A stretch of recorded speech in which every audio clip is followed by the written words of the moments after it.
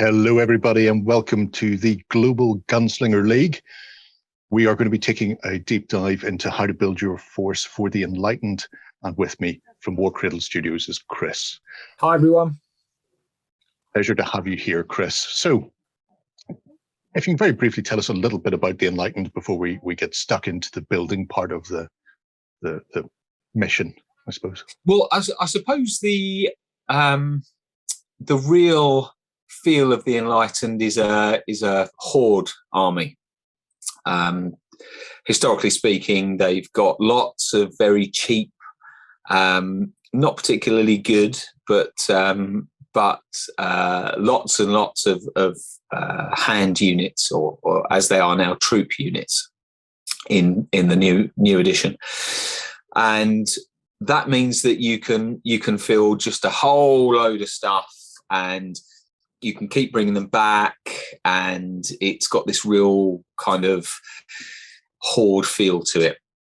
It's not massively represented in the two-player starter set because it's a slightly different build to the army within that set to kind of revolve around those characters and to introduce some of the new units like the STRIDER-CAV and the new Mono-Cav that we've got in there, as well as the new Iron Horses and the new characters. So there's a bunch of new stuff and it's all cool and shiny, but we're going to introduce some of those horde elements into the slow grow force that we're building. So that you'll see that creeping in, and with some of the characters you've got and the abilities that they have, you should see some of that horde feel coming to the table in this. Okay, so we're going to be starting off with an atypical Enlightened list from the Showdown Retribution, and then gradually adding to it to give it that more sort of horde feel. And as we all know, quantity has a quality all of its own. Yeah, so, absolutely. And the Union they're similar in many ways because they are quite a troop heavy army as well. Their troops are more expensive though, so you'll get fewer of them on the table than you will the Enlightened if you wanted to go down that road. Speaking of getting stuck into the box set, then shall we see what we're building the force around then? Sure. So my first piece from the Showdown Retribution is my faction leader, and this is going to be Gustave Eiffel. That's the chap. So what sort of things should we be looking at with Gustave when we're adding him to a force? So, and the biggest thing with Eiffel is Carpathogen. And this is what I was talking about regarding special abilities that really bring the horde out in the Enlightened. Carpathogen now allows you to return models to units that are size 1 with the construct trait. So your constructs, menials and henchmen, they can all, those units, as they start taking casualties, you can start just repairing those and bringing some of those back. So that's a really, really interesting mechanism for the Enlightened, and something that I think is quite strong. And you'll see on quite a few of the big characters for the Enlightened. So there's lots of opportunities for you to kind of overlap there and be able to have this kind of never-ending construct army that's really hard to shift off the table. And Eiffel himself is an interesting character, slightly different to his existing rules.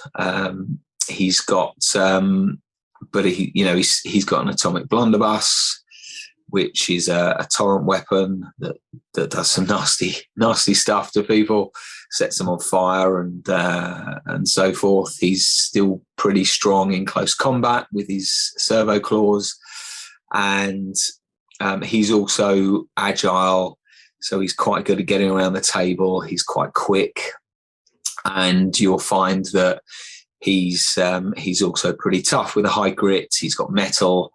And he's a stayer really. He's got good fortune level, so he can keep, give stuff re-rolls and keep things in the fight as well. So your usual kind of boss mechanisms are there, but he's also got some interesting tricks up his sleeve.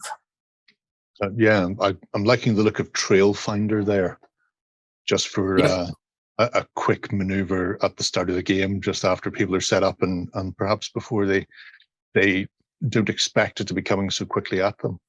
Yep. It's a really nice little touch. So Gustave is not alone in the Showdown at Retribution. He's not. A couple of faces with him. The first is, now I was saying Emily Nouguier. Nouguier. Emily Nouguier. Going French. Okay. So she's particularly good with automata, and you'll see her come into her own a bit later on in the slow grow, when we add more automata into the force for the Enlightened. But she's a good support character. She has lots of rules around, bringing automata back and kind of forcing them to make extra actions and that type of thing. But we're not really going to see her come into her own until we get to that point a bit later on in the Slow Grow League. So she's going to have to wait for her glory moment, I think. Well, it's, you can definitely see where some of those pieces come into play again, like you were saying, with the resurrecting the constructs, and then with her repairability as well, allowing them to reroll failed grit checks as well within 5 inches. So you can see the synergies already starting to build. And next up, smash and or grab. Yes. Now he is an automata, so having Emily Nouguier near smash and grab might assist in some of those grit checks. And this guy is he's an all-out damage dealer. He's a tough cookie. He's got hardy, so he's re-rolling his grit checks anyway. He's got dying breath. He's got durable, so those high piercing attacks are going to have less effect on him. Forceful strike, so his mighty hammer becomes pretty interesting. So there's lots of really cool stuff that he can be doing. You just got to get him into position to be able to do it, and that's the trick. And that is the last of our named characters for the Enlightened. But after that, we get quite a lot of cavalry in our starter faction, I suppose. Yeah, absolutely. Cavalry that people may not be expecting to see. Yeah, so you've got the STRIDER-CAV, which is a four-legged variation on the Mono-Cav. This is slightly slower than the Mono-Cav, but it's got agile and elusive, so it can pop in and out of combat without too much of a problem, and has got some pretty nasty weaponry for close combat. It's got a web launcher, which is a torrent attack that can tangle people. So it's a bit more of a tactical unit as opposed to the Mono-Cav, which is an all-out, fast, heavy hitter. Mm-hmm. So yeah, this is and I love this miniature. The model is really nice. It looks so cool. I had a lot of fun building these because when you get the set, you've got a choice. The Mono-Cav and the STRIDER-CAV both come from the same sprue. So what way would you tend to build? Would you have two Mono-Cav and a STRIDER-CAV, or two Strider and a Mono to begin with, or starting force? I mean, personally, I'm very much an aesthetic gamer, and I would just choose the one I like the best. It's a tough choice, but I think I would go for the STRIDER-CAV and just build 3 of those. Fair enough.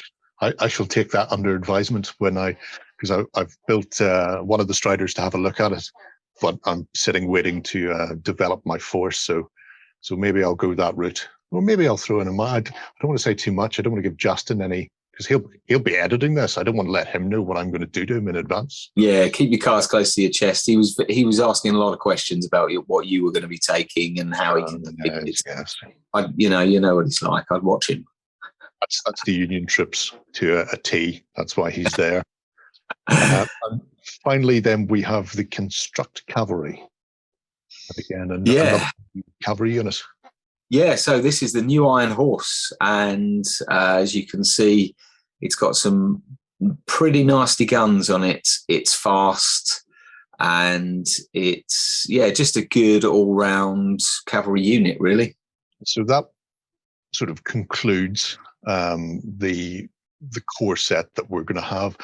When I'm playing and I'm up against the likes of Justin's Union troops, obviously the Union side is more troop heavy to begin with. Yep.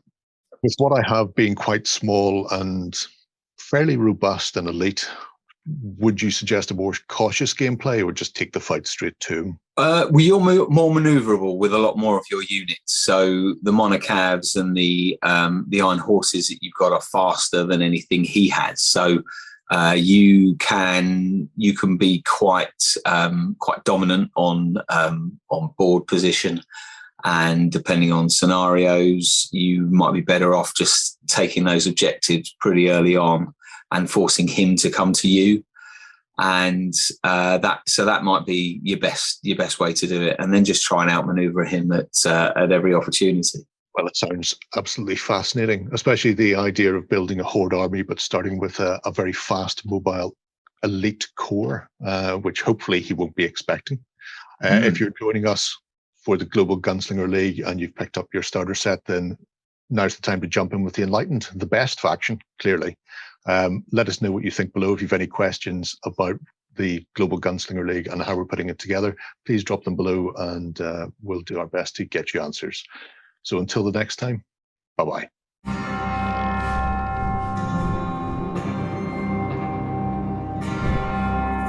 Join the Global Gunslinger League and track your progress in the OnTableTop project system for your chance to win one of 2 Wild West Exodus bundles.